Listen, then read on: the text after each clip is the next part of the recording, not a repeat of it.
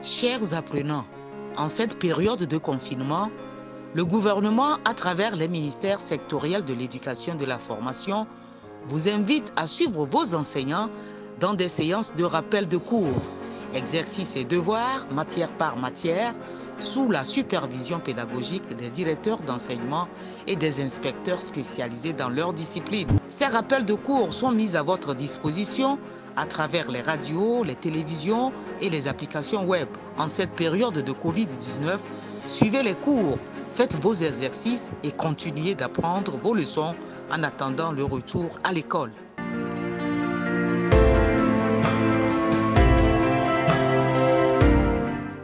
Bonjour chers élèves de la classe de 3e.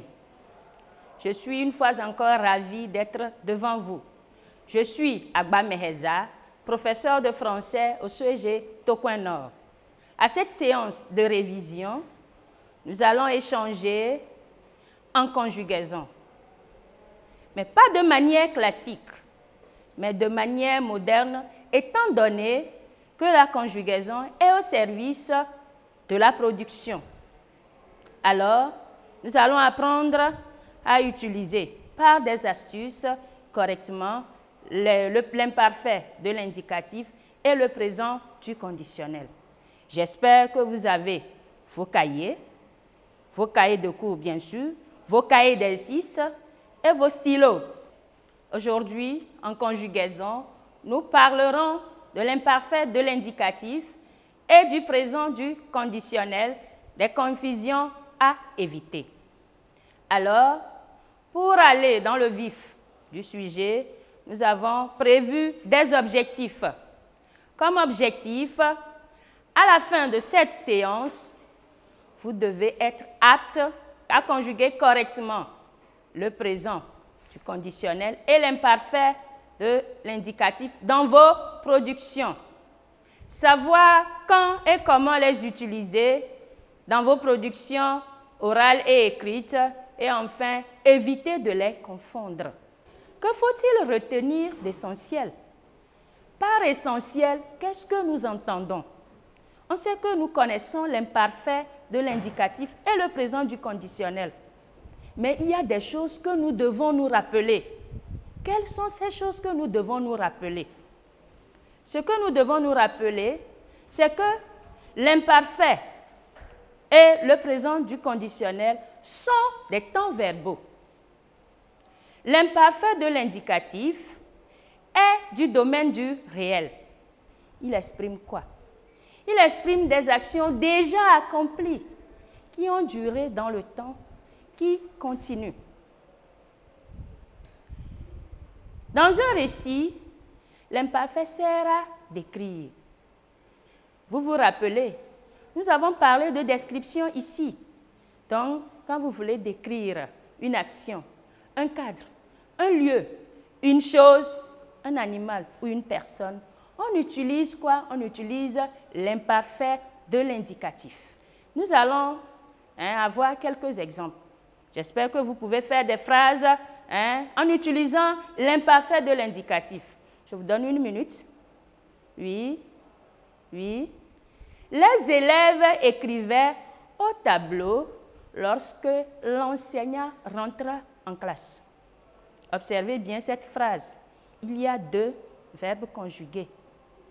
L'un à l'imparfait et l'autre au passé simple. Le verbe qu'on a utilisé à l'imparfait décrit les élèves qui sont en train d'écrire au tableau, alors que l'action exprimée au passé simple vient rompre cela. Alors vous voyez que l'action exprimée à l'imparfait a duré dans le temps. Nous allons aller à un second exemple. La séance de répétition nous conduisait à la perfection. Donc vous allez constater la même chose que dans l'exemple précédent. Et un troisième exemple, petit à petit, la forêt se faisait plus touffue. Allons-y à présent, au présent du conditionnel. Le conditionnel, comme son nom l'indique, traduit des actions soumises à une condition, à une supposition, à un doute, à des actions qui pourraient ne pas se réaliser. On utilise aussi le conditionnel dans des expressions de politesse, de prière, d'invitation, de conseil, etc. Nous prendrons aussi des exemples ici. J'attends toujours vos exemples. Je vous donne une seconde. OK, quelqu'un m'interpelle qu'il a un exemple. Je parlerai si on m'interrogeait. Il y a deux actions là. Il y a l'action de parler et l'action d'interroger. Cela voudrait dire, à condition qu'on m'interroge, je vais parler. Mais si on ne m'interroge pas, je ne parlerai pas. Un autre exemple. Je perdrai ma mère, que je serai seule à la pleurer. Ce qui voudrait encore dire, si je perdais ma mère, je serais seule à la pleurer. Il y a une condition là-bas. Il y a une condition là-bas. Est-ce que vous suivez? Si ma mère mourait, je serais le seul à la pleurer. Mais ce qui n'est pas aussi vérifié, ce n'est pas certain. Peut-être vu ce que je vis à présent, je me dis que si je la perdais, je serais seule à la pleurer. Allons à un autre exemple. Angélique serait déjà à l'école. Je vais faire un petit jeu là-bas avec vous, en remplaçant le verbe au conditionnel par l'imparfait. Angélique était déjà à l'école. Vous remarquez là que c'est sûr qu'Angélique est à l'école. Alors qu'ici, on doute, on se dit, on suppose qu'elle est à l'école. Est-ce que vous voyez la différence? Pour vous dire qu'au conditionnel, l'action est incertaine. Pour poser ou bien pour demander quelque chose de manière polie, on peut aussi utiliser le conditionnel. Voudrais-tu me passer ton stylo? Aimerais-tu me passer ton stylo? Donc, apprenez aujourd'hui que quand vous voulez faire une demande, faites-le avec politesse. En utilisant quoi? En utilisant le conditionnel présent. Je veux aller me mettre à l'aise. Je voudrais demander la permission à l'enseignant. Je ne vais pas aller lui dire « je veux sortir ». Monsieur, j'aimerais sortir. J'aimerais aller me mettre à l'aise. Donc, aujourd'hui, à partir d'aujourd'hui, quand vous voulez faire une demande de permission, utilisez quoi? Utilisez le présent du conditionnel. Le secrétaire ne vient plus au service. Il serait en congé. Qu'est-ce qui prouve qu'il est en congé? On doute. C'est incertain qu'il soit en congé. Peut-être qu'il est malade. Peut-être qu'il a son enfant à l'hôpital. Donc, sachez que quand on utilise le présent du conditionnel, c'est pour aussi exprimer des actions douteuses, des actions incertaines. Remplaçons le conditionnel par l'imparfait. Le secrétaire ne vient plus au service. Il était en congé. Là, on est sûr qu'il est en congé.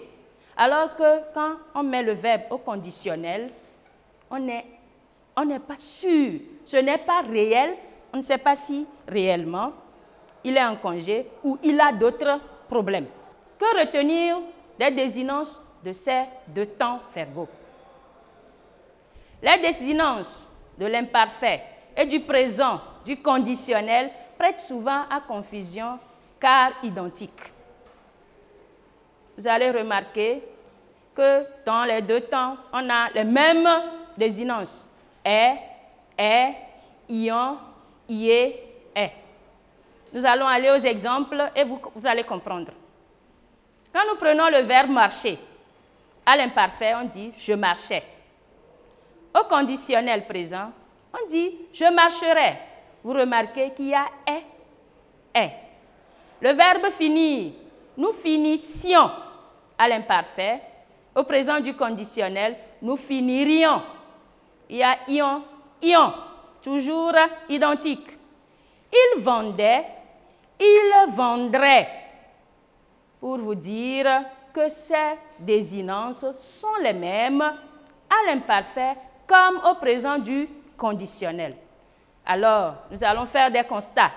Suivez bien, suivez attentivement cette partie-là. L'imparfait et le conditionnel ont les mêmes désinences comme nous venons de le dire.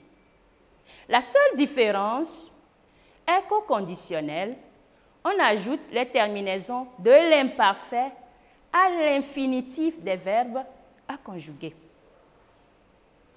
À l'imparfait, les verbes du premier et du deuxième groupe gardent leurs racines, tandis qu'au présent du conditionnel, on retrouve leur infinitif inchangé. Je reprends pour les auditeurs. La différence qui est entre le conditionnel et l'imparfait, c'est qu'à l'infinitif, on ajoute les terminaisons de l'imparfait au verbe à conjuguer. Et à l'imparfait, les verbes des premiers et du deuxième groupe gardent leurs racines, tandis qu'au présent du conditionnel, on retrouve leur infinitif inchangé. Nous allons prendre des exemples et vous allez mieux comprendre. Au présent du conditionnel, les verbes du troisième groupe voient leur infinitif modifié, étant donné qu'ils sont des verbes irréguliers. Un exemple, je courais. À l'imparfait, on dira je courais. Au présent du conditionnel aussi, on dira je courais. Vous voyez la confusion qu'il y a là. Donc, le je courais a la même forme au présent du conditionnel et à l'imparfait de l'indicatif. Nous prenons le verbe faire dans le deuxième exemple. Au présent du conditionnel, on dira il ferait. Alors qu'à l'imparfait, on dira il faisait. Attention, vous lisez toujours faisait. On écrit bien sûr faisait, mais on lit faisait. Donc apprenez aujourd'hui, on écrit faisait, mais on lit faisait. On prend notre verbe, le verbe aller.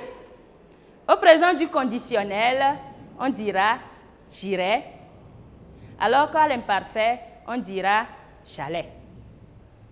Et un autre verbe, le verbe pouvoir, au présent du conditionnel, on dira il pourrait, alors qu'à l'imparfait, on dira il pouvait. Un autre verbe encore, le verbe savoir. Elle saurait, au présent du conditionnel, pour elle savait, à l'imparfait de l'indicatif. Pour éviter la confusion, qu'est-ce que nous devons faire? Il faut considérer le présent du conditionnel comme l'imparfait de l'indicatif pour les verbes des premiers et deuxième groupes. Il faut considérer le présent du conditionnel comme l'imparfait de l'infinitif avec les verbes des premiers et deuxième groupes ou l'imparfait du futur simple des verbes du troisième groupe. Nous allons aller aux exemples et vous allez comprendre mieux. Le premier exemple, je donnerai. Je reprends, je donnerai. Vous avez l'infinitif donner, D-O, 2-N-E-R, plus la désinence A-I-S pour obtenir le présent du conditionnel. Je donnerai, donner, qui est l'infinitif, plus la désinence A-I-S pour obtenir le présent du conditionnel. Un autre exemple, vous sauteriez. Là, on a l'infinitif sauter, S-A-U-T-E-R, l'infinitif, auquel on a ajouté la terminaison ou la désinence I-E-Z pour obtenir le présent du conditionnel. Tu applaudirais. Tu applaudirais. Là, je m'arrête parce que vous allez remarquer qu'il manque quelque chose là. Je vais épeler pour que vous sachiez ce qu'il manque. On a applaudir, A-2-P-L-A-U-D-I-R. L-A-U-D-R, auquel on a ajouté la terminaison A-I-S. Un autre exemple, Yao connaîtrait. Alou et moi rejoindrions. Vous suivez bien, je reprends pour les auditeurs. Alou et moi rejoindrions. Donc là, on a aussi ajouté la désinence I-O-N-S au verbe. Les élèves apprendraient. Les élèves apprendraient. Récapitulons. L'imparfait de l'indicatif exprime, comme on l'a déjà dit, des actions accomplies qui ont duré dans le temps et qui continuent. On utilise l'imparfait de l'indicatif dans un récit pour décrire une action, un lieu, une chose, un animal ou une personne. Et on avait dit que quand on décrit une personne ou un animal, on parle là de portrait. Les désinences de l'imparfait sont est pour la première et la deuxième personne du singulier, est A-I-S, est A-I-T pour la troisième personne du singulier, ion, I-O-N-S pour la première personne du pluriel, IE, I-E-Z pour la deuxième personne du pluriel, A-I-E-N-T pour la troisième personne du pluriel. À l'imparfait, les verbes des premiers et deuxième groupes gardent leurs racines. On utilise le présent du conditionnel pour des actions qui peuvent ne pas se réaliser. Ce sont des actions qui traduisent soit une condition, une supposition, un doute, un souhait ou une prière.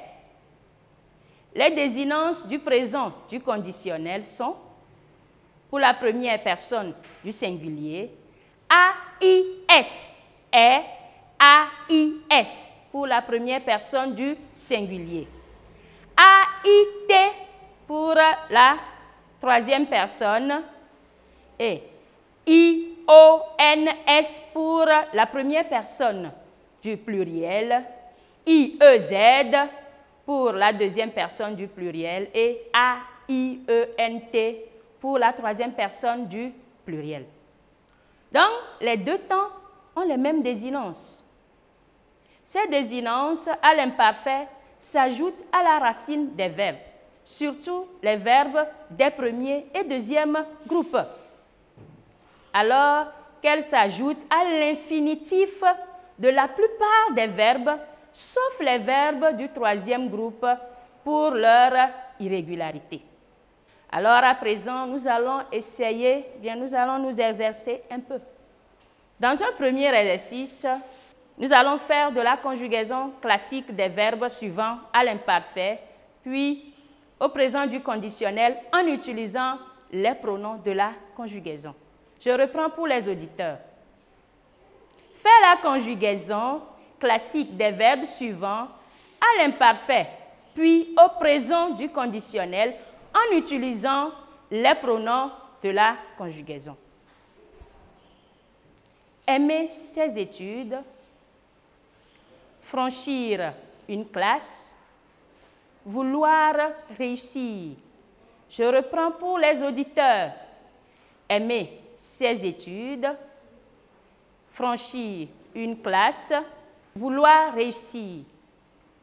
Tu feras attention aux transformations possibles. Je reprends. Tu feras attention aux transformations possibles. Nous prenons la première expression. Donc, nous allons la mettre à l'imparfait de l'indicatif. Nous n'allons pas utiliser tous les pronoms. Nous prendrons juste certains. Nous pourrons prendre la première personne du singulier. J'aimais mes études. J'aimais mes études.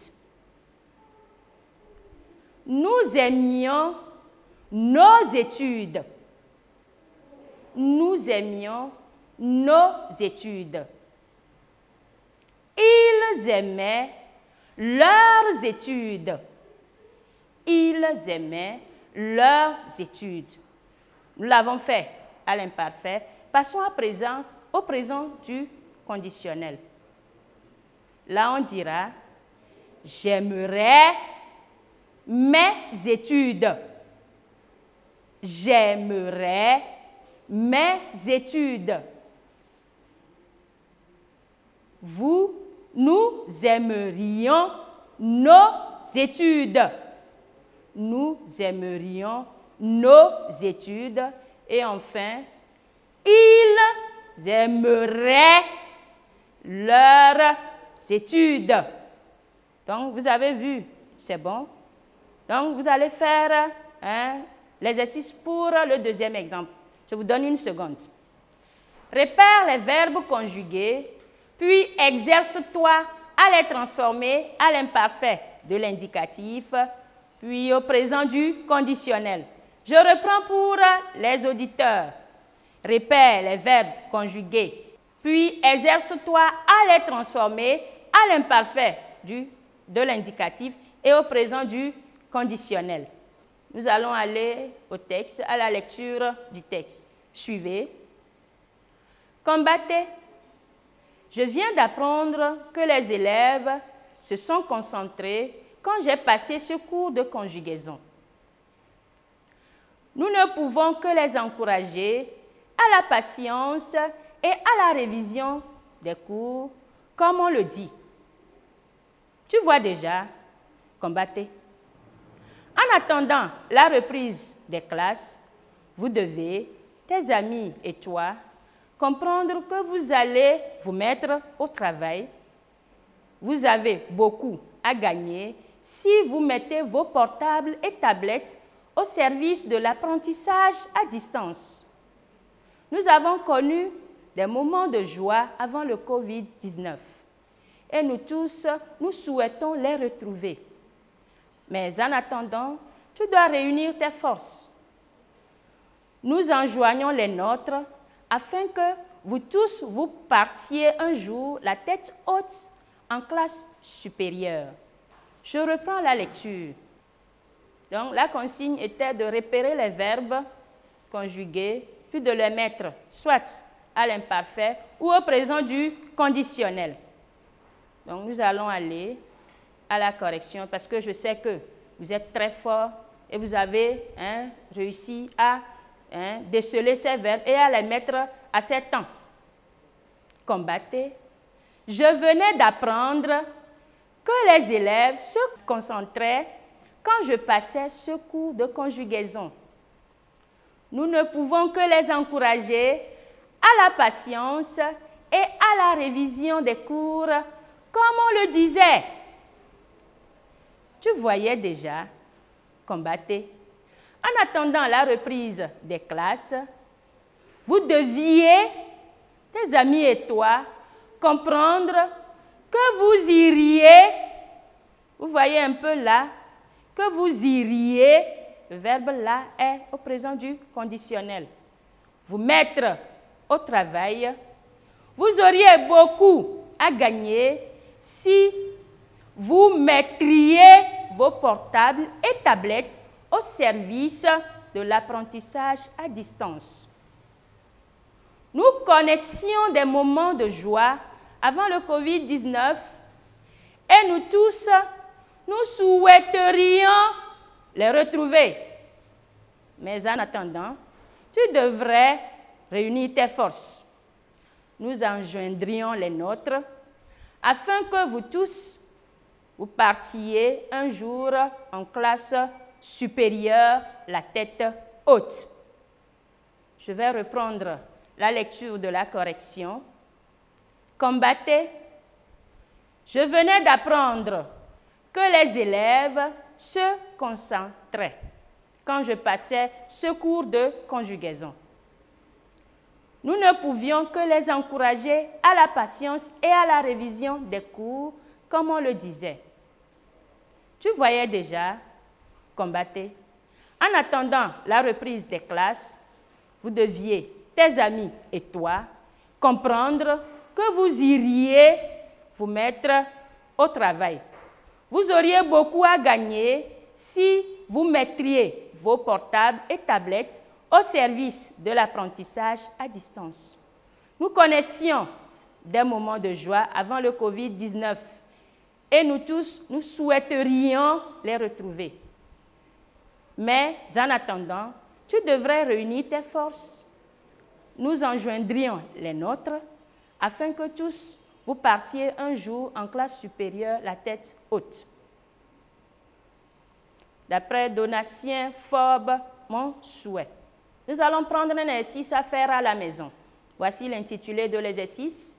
Cette année, les festivités de la semaine culturelle qui s'annonçaient en grande pompe ont été annulées. Qu'avais-tu prévu? Comment aurais-tu célébré cette semaine? Je reprends avant de vous lire la consigne. Cette année, les festivités de la semaine culturelle qui s'annonçaient en grande pompe ont été annulées. Qu'avais-tu prévu? Comment aurais-tu célébré cette semaine? Consigne.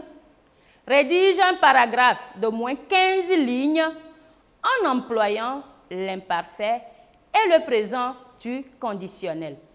Rédige un paragraphe d'au moins 15 lignes en employant l'imparfait et le présent du conditionnel. Bon travail à vous. Comme on vient de le dire tout de suite, vous avez d'énormes problèmes, surtout en conjugaison. C'est vrai que vous êtes habitués à la conjugaison classique. Mais aujourd'hui, vous devez savoir que la conjugaison fait partie intégrante de nos productions.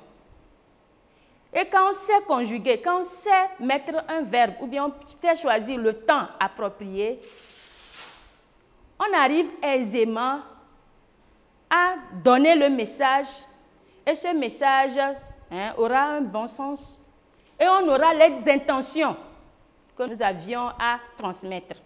Donc, aujourd'hui, vous devez vous mettre dans la tête que toutes les sous-disciplines en français marchent de pair pour pouvoir bien produire. Nous sommes à présent arrivés à la fin de cette séance de révision. Merci de votre aimable attention. Bye bye.